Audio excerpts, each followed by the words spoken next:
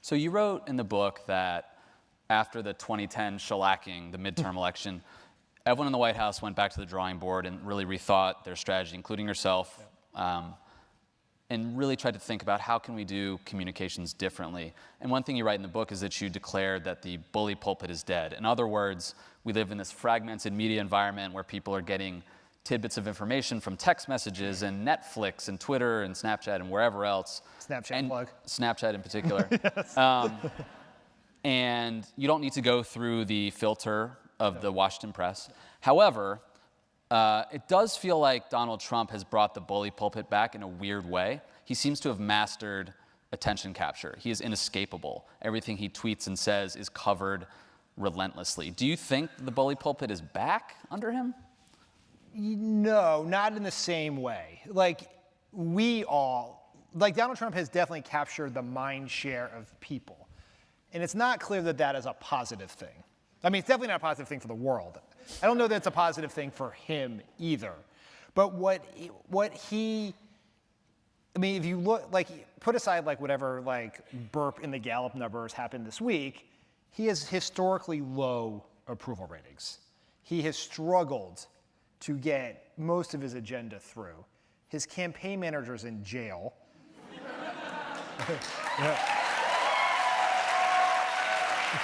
One thing that is true, Pod Save America fans love it when Trump people go to jail. Oh, yeah. We do this video before our shows, and we show Obama, Biden, clap, clap, clap. The picture of Bob Mueller, people go fucking crazy. Really? Yes. They were even cheering for Comey for a while there. Oof. That's tough. I think what there are lessons for Democrats to learn in Trump's ability to shape the conversation. He is not having success in convincing people beyond his base to believe what he believes. He has failed at that. What he was able to do in 2016 and what he is able to do now is, and it's not just Trump and his Twitter account. He's not some genius plan that he doesn't have a communications director, but if he did. This is a total mythology about Trump, that he's some kind of new media savant. Yeah. I have a friend at the Times who calls him a unfrozen media caveman. Yeah. He cares about the front page of Time magazine, print tabloids. Yeah. And he just kind of stumbled into Twitter. Yeah. His power is that the media latches on to everything he says on Twitter and then amplifies it. I describe in the book the reason why Donald Trump is good for this fragmented social media age, which is his two experiences with media are he grew up with the New York tabloids, where the juicier and the more pugilistic, the more coverage you got, and he was a reality TV star. And that is the perfect combo to own this era.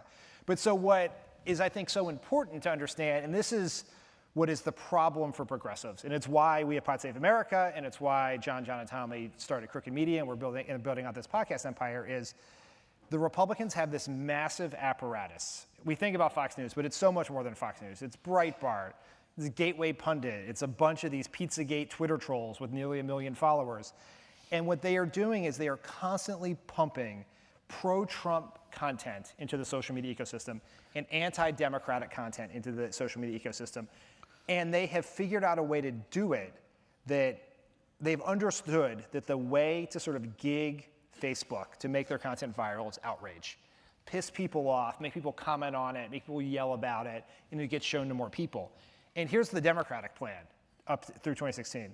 We're going to give a press conference, and then the New York Times is going to cover our press conference, and it's going to go nowhere on social media. Dude, it makes me so mad. Yeah, it makes me mad too. And we learned this in the White House, and we tried to do lots of things. That's why we did interviews with BuzzFeed, and we used Pete Seuss's photos to convey stories, and we did YouTube interviews, and did we do Snapchat? We did Snapchat. Obama, yeah. Yeah. We interviewed Obama at the end of the campaign, and Biden. Biden did it before Obama. Well, Biden is a new media Biden. savant. No. Yeah. So we have to build up an infrastructure of progressive media organizations. It's not just organizations we need another Mother Jones or American Prospect. We need smart, digitally oriented, activist media organizations who are trying to help Democrats win, not just pass liberal policies. We need that too.